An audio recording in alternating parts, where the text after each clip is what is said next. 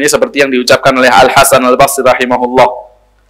Ya, pondasi akhlak mulia itu ada 4. Yang pertama, kaful adza. Kaful adza. Kaful adza. Artinya tidak mengganggu.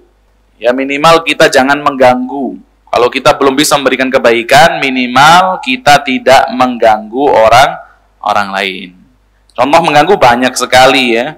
Contoh mengganggu misalnya tetangga kita misalnya rumahnya di samping jalan, jangan sampai kita parkir mobil nutupin jalan keluar dia misalnya. Nah, ini yang kadang sensitif ya. Antara tetangga, kadang ada tetangga yang suka kadang bahkan naruh mobil, kalaulah itu mobilnya nggak ganggu dia juga dia nggak mau, ini nggak bagus juga. Kalaulah tidak mengganggu ya sudah, toh tidak sering-sering dia naruh, nggak diinepin di situ, maka alhamdulillah ya. Karena tetangga ini sangat-sangat sangat-sangat berperan di dalam ketakwaan tetangganya. Kalau tetangganya ini adalah tetangga yang buruk, maka dia akan habiskan waktu ya untuk berkelahi, bertengkar dengan tetangganya, yang mana itu tidak akan mendatangkan kebaikan untuk dirinya. Jadi minimal yang paling bawah ini kaful adza, kita tidak mengganggu. Kemudian yang kedua yaitu naik tingkatan lagi apa? Badlun nada. Badlun nada. Kalau pertama tadi kaful adza ya. Pertama kafu al-adza. Kaful adza. Tidak mengganggu. Yang kedua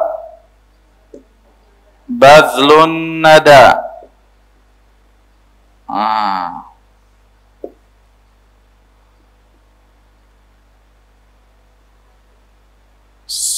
Apa bazlun nada?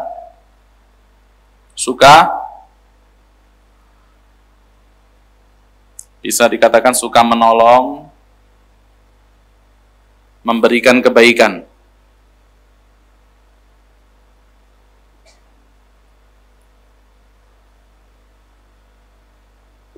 Oke, yang ketiga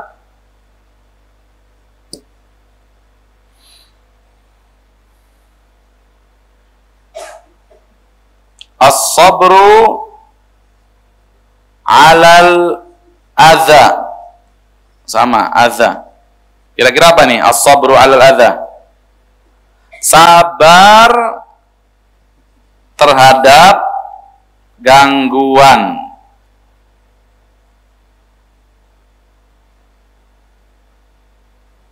As-sabru 'alal adza.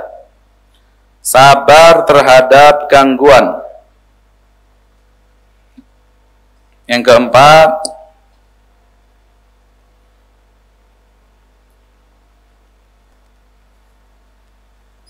talaqatul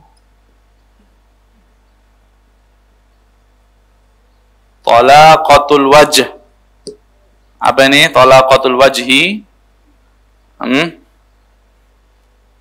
Berwajah ceria. Smile, Masya Allah. Berwajah ceria. Bahasa wajahnya itu enggak lungset, kalau bahasa orang Jawa itu apa? Enggak lecek ya. Talaqatul wajh. Talaqatul wajh, berwajah ceria. Ini kalau seseorang sudah dapat mempraktekkan 4 perkara ini, insya Allah dia sudah bisa dikatakan ya memiliki akhlak yang mulia. As-sabru 'alal adza. Yang ketiga itu sabar terhadap gangguan. Semua orang yang hidup di atas muka bumi ini pasti akan diganggu, pasti ada orang yang mengganggu dia. Bahkan gangguan itu terkadang datang daripada orang terdekat kita, daripada tetangga kita, daripada istri kita, bahkan daripada orang yang kita harapkan kebaikan untuk dirinya. Itu bisa saja mengganggu kita. Dengan perkataan-perkataan dia, ya, mengatakan, ada ngapain sih kamu ngajak-ngajak aku, nggak usah urusin aku lah, Masya Allah. Kita harapkan kebaikan untuk dia, tapi yang ada, dia mengucapkan perkataan yang yang menyakitkan hati kita. Subhanallah.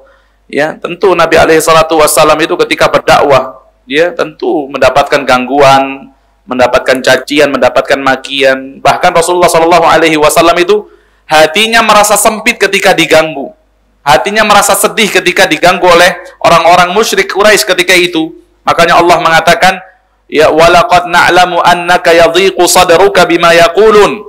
Wahai Muhammad, sesungguhnya kami benar-benar mengetahui bahwasannya hatimu itu merasa sempit bima yaqulun, terhadap apa yang mereka ucapkan, terhadap apa yang mereka katakan kepada dirimu. Nabi alaihi salatu wasallam dituduh penyihir, dituduh dukun, dituduh orang gila, ya, dituduh syair, dituduh apa lagi? Banyak tuduhan, ada 6 tuduhan yang diberikan kepada Rasulullah SAW, tapi Allah Subhanahu wa taala tidak perintahkan Rasul untuk membalas. Bahkan Allah mengatakan fasabbih bihamdi rabbika wa kum minas sajidin. Ya, senantiasalah engkau memuji Allah, bertasbih, ya, dan engkau jadilah orang-orang yang senantiasa bersujud, wa'bud rabbaka hatta ya'tiyakal yaqin. Untuk menghadapi gangguan, maka perbanyaklah melaksanakan ibadah kepada Allah Subhanahu wa taala.